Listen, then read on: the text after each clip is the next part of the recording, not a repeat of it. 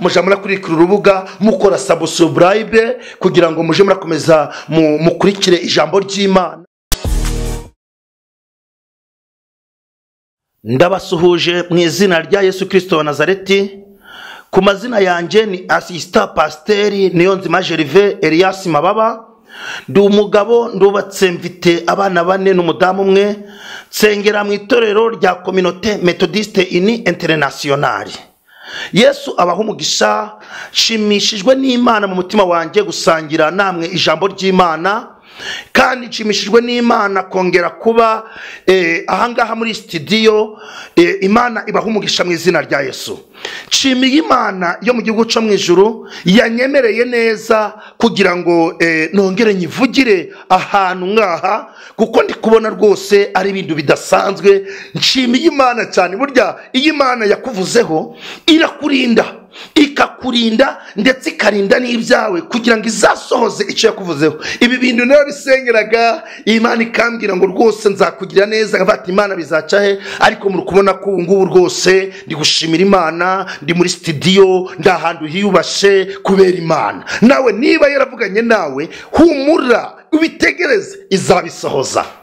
Ayi wewe ndanezerewe cyane kuko iyivuze irasohoza kuko ari inyembaraga. Rero hari abantu benshi cyane bihebye ngo abahanuzi baraduhanuriye ndi byasohora, ese ngo mbese ko bavuze byinshi ndahagire na kimwe mbona. Isaha y'Imana reka nkubwire ngo nigera uzabona iby'Imana yavuganye nawe. Ndabwo ari abahanuzi bavuze, kuko ijambo ry'Imana rivuga ngo ngendera mu bantu kandi ngakorera mu bantu. Reka ngubwize ukuri rero, ndabwo ari abahanuzi bahanuye, ni Imana bakoreyemo. Humura bigiye gusohora, ubone igitangaza cy'Imana. Nanjye narayibonye, nubwo naciye mu ndambara nyinshi zikomeye, nubwo naciye mu mifatangwe, nubwo naciye mu migezi. Ndi gushimira Imana yuko imifatangwe itanjombye, ko n'imigezi nayo itandembanye. Imana ihabwe icubahiro.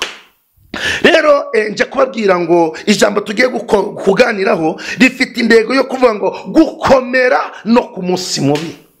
Rero nukuvuga ngo iri jambo niyo titire nayihaye, gukomera no ku munsi mubi. Ndabwo umuntu usenga azahora mu byiza gusa, ndabwo umuntu usenga azahorana umunezero gusa. Niyo mpamvu rero habayeho umukozi w'Imana witwaga Yobu. Yobu yahuye n'ibibazo byinshi, kandi Bibiliya tubwira ngo Yobu yubahaga Imana, agatunganira Imana, agasenga. Ariko Yobu ahura n'ikigeragezo cyo guhura na Satani. Yobu yahuye na Satani, ngo kandi Satani yari iri gutembera, iri kwigendera, ariko ngo Yobu agira umwaka wo guhura na Satani. Satani ngibwira Imana ati nabonye umuntu w'umuntu kubaha, nabonye umugaragu ugusenga ku manywa na nijoro. Imana none kuhuye nawe uri kumushaka hiki? Ati kanyubaha. Satani subiza Imana yamubwira ngo nubwo akubaha nuko afite ubutunzi, nubwo akubaha nuko afite urubyaro, nubwo akubaha nuko afite inshuti, nubwo akubaha nuko yumva yuko afite n'abavandimwe. Imana iramubwira ngo ibyo byose naho wabimwaka, naho wabitwara, naho byamuvaho, ariko ndiyaba kugira ngo abure kunyubaha. Yesu ashimwe cyane abangurikiye. Yobu arakomera, agiye kubona abona Satani iramugarukiye. Yobu aravuga ngo Satani ukunshaka hiki? Satani imuteza ibibembe, Satani imuteza kugira ngo abana be bamushireho. Bibiliya iratubwira ngo n'inshuti ze zaziga kumureba, zarangiza zikamusunikira ibyo kurya, zikavuga ngo Yobu wareka iyo Mana yawe ukipfira. Iyo Mana usenga imaziki, iyo Mana itari kugukiza imaziki. Yobu abasubiza ijambo rikomeye riri hano muri Yobu ibice 18 n'umurongo waho wa 19. haravuga ngo Yobu arabasubiza ngo muzagereza ryari muncinyagurira ngo ubuntu bwa 10. Yobu aravuga ngo Imana ibiri kumbaho byose niyibizi. Byageze igihe inshuti za Yobu zimuvaho, amatungo gamuvaho, Yobu arakomera. Rero ijambo nazanye titire nayihaye umutwe ngo gukomera no ku munsi mubi.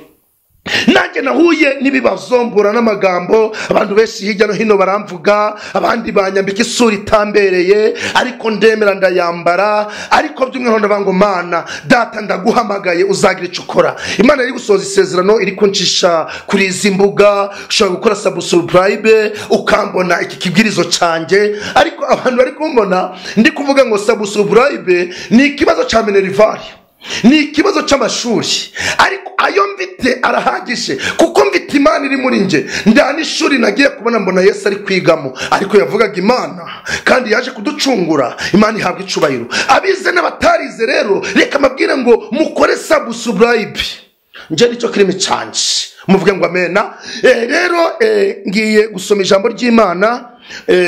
Nubwo nahuye n'ibikomere ngahura n'ibindusha, nyaboneka mbese wazahanagurwa ahema rutarize, wazavuga si ko wagwanya uruhe rugamba. Ibaza ibyo byose bakabindundaho ngabyikorera ngahura nabyo, ariko harimo abantu bambaga hafi. Pasiteri Nzanzumuhire Emmanuel ni revera, Imana iguhereza umugisha mwinshi. Waje gurandirefona komera ukansengera, Imana iguhereza umugisha. Rero Pasiteri Cuma i Kigali, Yesu aguha umugisha. Pasiteri Diodoni, Yesu aguha umugisha. Shimiye, Yesu aguha umugisha. Jeff, Yesu aguha umugisha. Abakristo bose muri rusange twasenganye, Imana ibaha umugisha. Abari Cyangugu, abari mu karere ka Rubavu bambaye hafi, nge ndi umukozi w'Imana wamenyekanye, burya no kumenyekana naco ni ikigeragezo. Ndetse ikindi cya kabiri no kubyibuha ni ikigeragezo nabigarutseho, ndetse no kunanuka ni ikigeragezo. Nasenganye n'abandi, Imana ikababwira ngo izangirira neza, ngo izamba umubiri. Babandi babihanuye nibo bambaye bambere bo kubivuga ngo kubera ko bari kubyibuha ngari kunywa inzoga zahise. Babandi bahanuye nanutse ngo nzabyibuha, abo nibo babaye bambere bo kumvuga, ariko ndanakomera. Nawe rero by'umwihariko uzakomere. Bibiliya iravuga ngo uzaca mu muriro nduzasha, uzaca mu mazi ndazagutembana. Bibiliya irongera iravuga ngo ndetse niyo waba usenga kajana, Satani ndaga izabura kukurwanya no kukugerageza, ariko ngo tuzakomere. Rero tugiye gusoma iri jambo ry'Imana riri muri Ezekiyeli ibice bitatu. Turasoma imirongo ibiri gusa, n'umurongo wa 8 n'umurongo wa 9.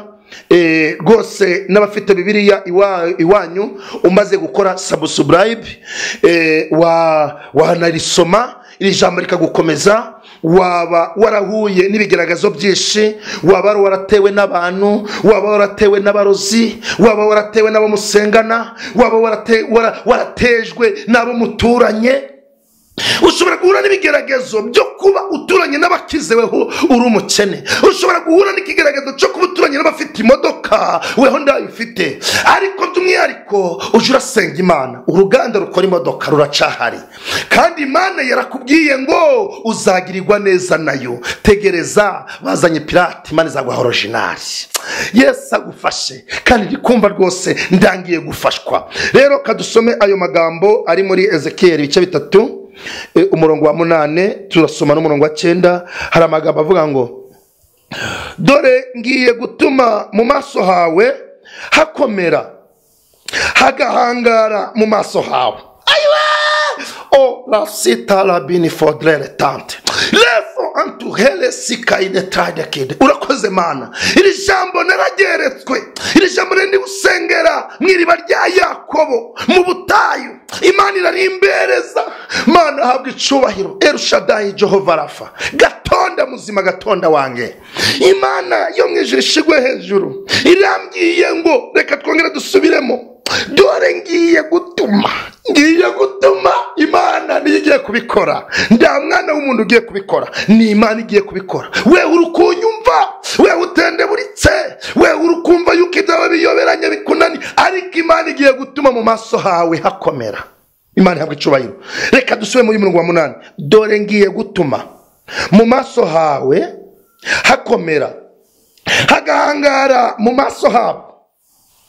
Imana we, n'uruhanga rwawe nduye gukomera. Mana uhabwa icubahiro Mana, amagambo araryoshe rwose ngo uhangare impanga zabo. Uragahora ku ngoma. Umurongo wa 9, uruhanga rwawe naruhaye gukomera. naho bavuga. Uruhanga rwanjye Imana yaruhaye gukomera, uruhanga rwawe nawe ruhaye gukomera. Nibavuge ariko urakomeye. Nukuri turakomeye kuko dufite Imana ihambaye. Iyo Mana yaravuze iti isi nibeho maze biraba. Imana ihabwe icubahiro. Uyu murongo wa 9 urangomeje. Uruhanga rwawe nduhaye gukomera nk'inosho rurusha isarabwayi. We kuba nduhaye gukomera kurusha isarabwayi. Uhabwe icubahiro Mana. We kuba tinya ngo ushishwe n'igitsuri cyabo nubwo ari ab'inzu y'abagome. Ndabwo ari beza nubwo ari inzu y'abagome. Burya ndabwo ari beza. Niba tuvuge ndabwo ari beza n'abagome, niba turoge ndabwo ari beza n'abagome, ariko cyo kimwe cyo nuko Imana iduhaye gukomera.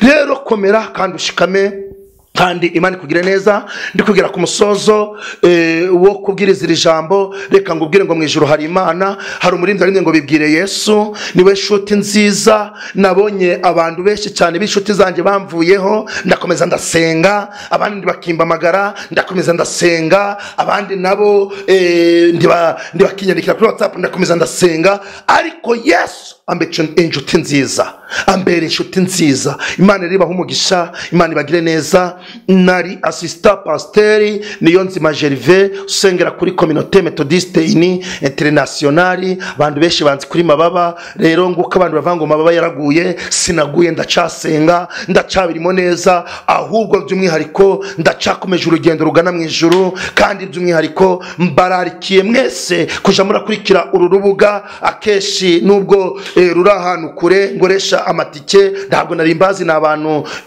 bambaye ubutumire. Nanjye ndahagera, muja murakurikira urubuga mukora subscribe kugira ngo muje murakomeza mukurikire ijambo ry'Imana. Imana ibaha umugisha kandi Yesu akomeze abagirire neza. Amen. Shalom. Kristo buri wese umuteza intambwe, urumvira ijambo, umugirire neza, umwagurira imbago, abone gukomera kwawe, abone imbaraga z'Umwuka Wera. Duhagaritse abazimu n'abadayimoni mu izina rya Yesu Kristo wa Nazareti. Mana, turambiriza Satani n'abambari be bose, ahubwo turahamagaza umugisha. Umugisha udatangwa n'abantu, umugisha utangwa n'Imana. Umugisha eri de sainevo rite pai de contraire bovestige rante eri ranche dotai dotrai bovekide meni tota haisi hele bonekide kizabarwayi Yesu lopeso le bonekide soza amasezerano wavuganye n'abantu bawe ninifo de grainetai ingwara zananiranye manu zivure ni wowe dogiteri w'abadogiteri wahereze ruka ele bonesi ele dataine rompe de kideta. Urakoze mwami w'amahoro, utabare ukorera igihe isaha yawe yugeze, uratabara. Reka ubatabare Mana ikomeye cyane, wongere utugirire neza kandi utwagura imbago muri byose, mu izina rya Data wa twese ndetse n'iry'Umwana n'iry'Umwuka Wera. Amen.